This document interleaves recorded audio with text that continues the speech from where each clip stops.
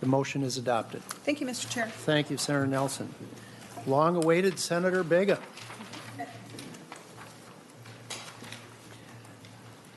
Senator Bigham's bill is original jurisdiction with this committee. Thank you, Mr. Chair. I'm very excited to be in front of the Judiciary Committee this morning. And We're someday equally excited, Senator Bigham. Well, I'm hoping someday I get to be on the committee, sir, but that's a different discussion. I do have the delete everything amendment, the A19, if that could be moved. The A19 amendment, it actually is described as A19-0203 in our packets. Senator Pappas?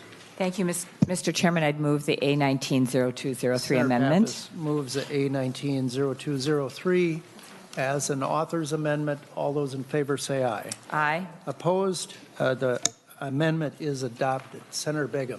Thank you, Mr. Chair. I want to first thank the co-authors of Senate File 1413, Senator Latz, Friends, Sozinski, and Ingebrigtsen.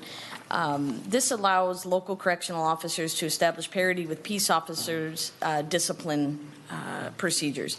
The bill establishes minimum standards for obtaining formal statements of local correctional officers who are named in a complaint. Real quickly, Mr. Chair, I'm going to go through those minimum standards and then turn this over to my two testifiers this morning. First, it establishes standards as to where the formal statement must take place, requires that a written signed complaint be filed with the employing agency and a summary be provided to the accused correctional officer. Then upon request, the investigating agency or correctional officer shall provide the list of witnesses expecting to testify at an administrative or arbitration proceeding. Statements of the correctional officers need to be obtained during regular shift hours, or if not, the overtime must be paid for that interview session. The statements need to be recorded and a copy provided to the correctional officer. And they have authorization to have an attorney and a union representative present during the recording of the statement. Before the statement is taken, the correctional officer must be advised that that statement may be used as evidence of misconduct and then therefore in the discipline measures. No correctional officer would be required to disclose personal financial records without a warrant or subpoena, and it requires written permission to publicly release any photographs, and also correctional officers need to get a copy of a discipline letter prior to it being placed in their personnel file, and it also prohibits correctional officers from being discharged, disciplined, threatened as retaliation for any procedure. So with that, Mr. Chair, I would like to turn it over to my two testifiers this morning. Well, thank you, Senator Bigham.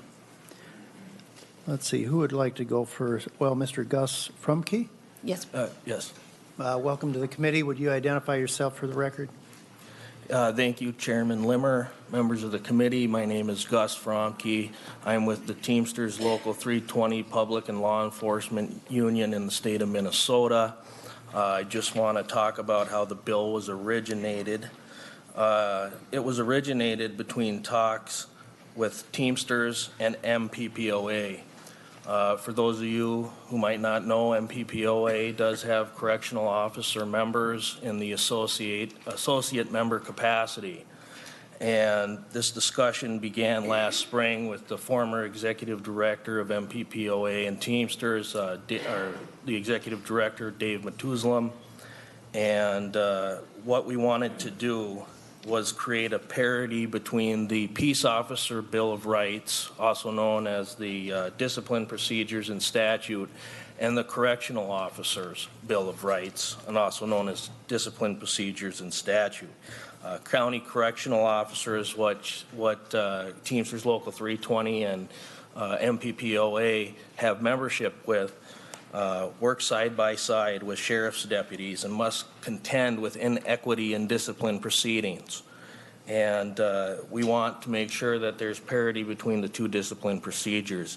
I'm going to ask Officer Ohnstad to continue with the testimony. Officer Ohnstad, would you identify yourself for the committee? Yes, thank you, Chair Lerner. My name is Brett Ohnstad. I'm a correctional officer with Ramsey County. I've been a correctional officer coming up on 25 years. I've also been a union steward with the Teamsters for the last 17 years. In that time, I've seen quite a bit of discipline or investigations, pending discipline on correctional officers. The problem that we currently have is that inmates can make a claim against an officer. Unfounded or founded, it doesn't matter. The officer is often not told of what he's being brought under charges for or by whom. And this creates a lot of confusion, a lot of stress for that officer in a very stressful environment. Sometimes they're even told last minute at the end of their shift that they'll be going off site to do an investigation. Not always, but sometimes that does happen. And they're not told what they're being investigated for. Again, very stressful. And this is done from a perspective. I know that when I've been investigated, it's for doing my job. And I've had an inmate would say, make a claim against me in order for me to be moved off my post.